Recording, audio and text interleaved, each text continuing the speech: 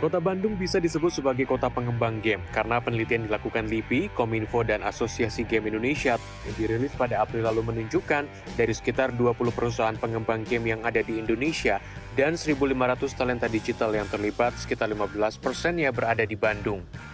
Salah satu faktor yang membentuk Bandung memiliki ekosistem yang baik bagi berkembangnya para game developer adalah pendidikan.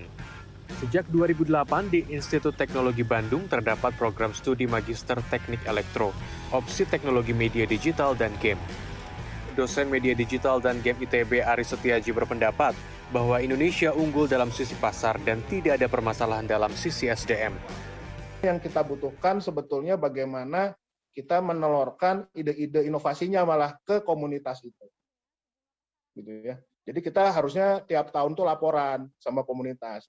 Kita sudah buat misalnya interaction yang seperti ini mungkin bisa digunakan, gitu ya. Itu yang kita coba dorong sekarang. Selain pendidikan formal dalam bidang pengembangan game, di Bandung juga terdapat sebuah startup yang bercita-cita mencetak talenta digital sebanyak-banyaknya bagi Indonesia dengan cara pelatihan. Startup yang bernama Decoding itu sudah didirikan sejak 2015 dan hingga kini tercatat sudah lebih dari 500.000 developer yang pernah belajar bersama Decoding dari seluruh Indonesia. Menurut CEO Decoding, Narendra Wicaksono, Indonesia masih kekurangan SDM digital dan untuk membangun sebuah perusahaan game developer tentunya tidak mudah karena membutuhkan waktu dan biaya yang tidak sedikit. Bandung is a must, ya, kita punya komunitas game developers yang cukup kuat ya. Sebelum pandemi itu hampir setiap bulan ya pasti ada pertemuan ya untuk sharing-sharing, update-update. Pemerintah menganggap industri game sebagai industri yang strategis untuk meningkatkan nilai tambah sektor real. Dan pengembangan game yang memiliki nilai daya saing produktif kreatif diharapkan dapat menjadi salah satu modal bangsa.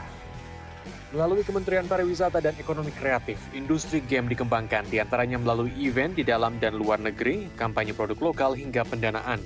Kota Bandung bisa disebut sebagai kota game developer karena selain memiliki banyak talenta digital, sinergi dari banyak pihak juga menyebabkan pertumbuhan yang sehat.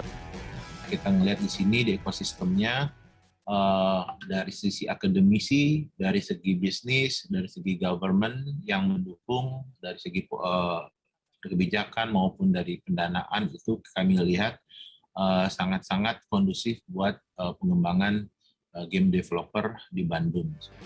Data Kemenparekraf menunjukkan pada masa pandemi di 2020 lalu, subsektor aplikasi dan game menjadi satu-satunya dari 17 subsektor ekonomi kreatif yang mengalami pertumbuhan. Hal itu terlihat dari serapan tenaga kerja subsektor aplikasi dan game yang sejak tahun 2017 biasanya meningkat 1.000 tenaga kerja per tahun. Namun pada 2019 jumlah itu melonjak 2 kali lipat, dari 46.000 tenaga kerja menjadi 50.000 tenaga kerja di tahun 2021 ini. Ilham Nasution, Sidki Irfan, Bandung, Jawa Barat.